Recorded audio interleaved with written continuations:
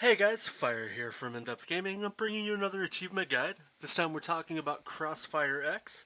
This game was released on February 10th, 2022 as a part of Xbox Game Pass. It's developed by Smilegate and published by Xbox Game Studios. So if you do have this game, or you do have Xbox Game Pass, the game is free for you.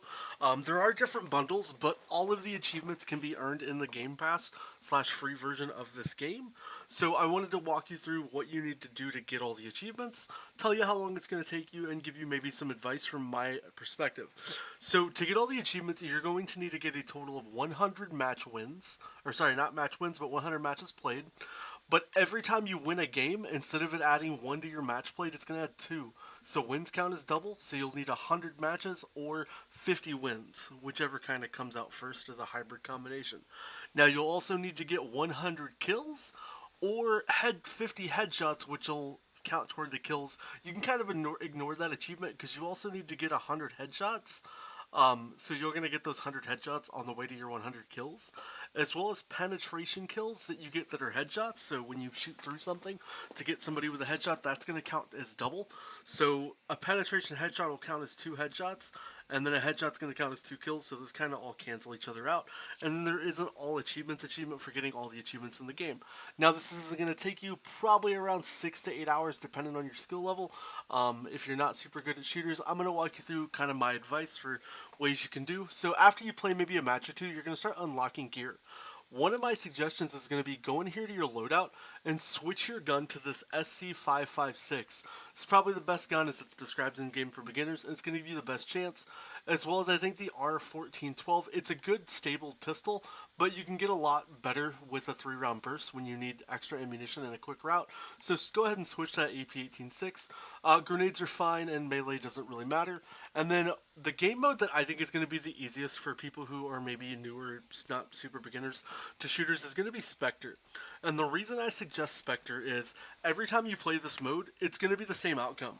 Enemies are going to go to the same places, they have the same goals and objectives, versus like search and destroy or team deathmatch. People are going to be running around all kinds of different areas in the game. This is going to give you that one set location to focus on.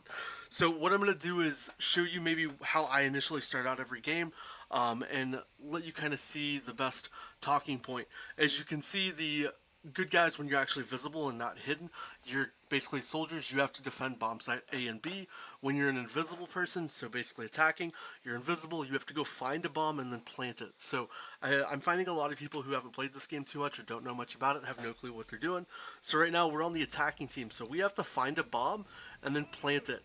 Now I think the most advantages you're going to have into getting kills in this game, now you can't get headshot kills in this mode, is going to be this main room here, this kind of atriumed area. When you stay still, you go fully invisible.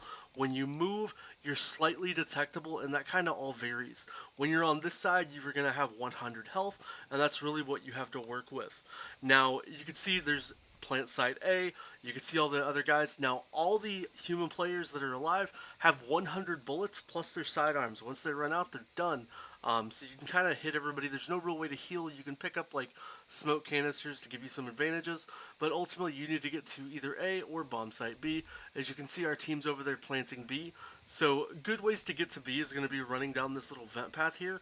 You're almost always going to have the other team over here starting to push for zones, and you're going to be able to drop down and just kind of ambush and surprise them when they're coming to defuse that bomb, as we should probably see some people running through here any second. And then we can kind of just monitor the bomb for our teammates. Ultimately, to defuse the bomb, a lot of people don't realize this, don't shoot it. You actually have to walk up to this thing and start to hold B while staring at it to defuse it. But it looks like the other team isn't going to get over here and defuse us, so we are going to end up getting the win here by blowing this up, which is exactly what you need to do. First team to get 5 objective wins, so first to 5, best of 9 win. I'm going to go ahead and stop talking here, and then we'll switch over once we get to the other guys, and I can give you some advice from that perspective. Alright guys, now we're switching to the other side, so I can kind of give you some tips and tricks and advice. So you're always going to kind of start in this opened room here. I think your best opportunity to try to get some initial kills, the other team's going to kind of spawn coming up here looking into this open room. So just wait here, and as you can see, these guys are coming at us. we kind of just pick people off as they come into this doorway. You're almost always going to get guys coming this way, so it's pretty handy to get a couple easy, quick kills.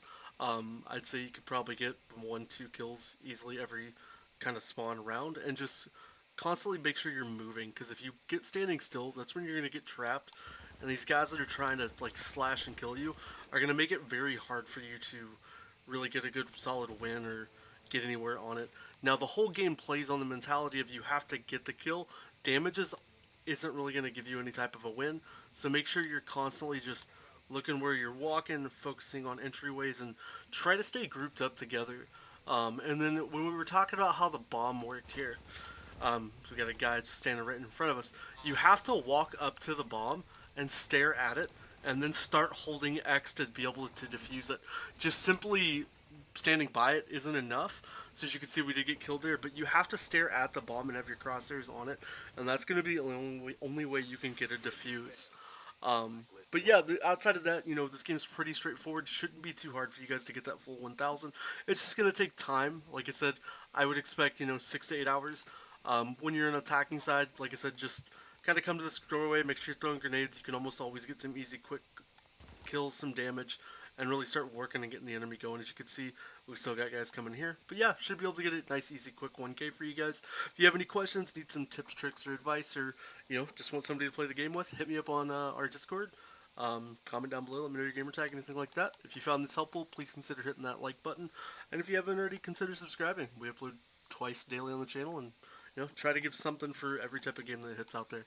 I hope you guys have a great rest of your day, and we'll catch you next time.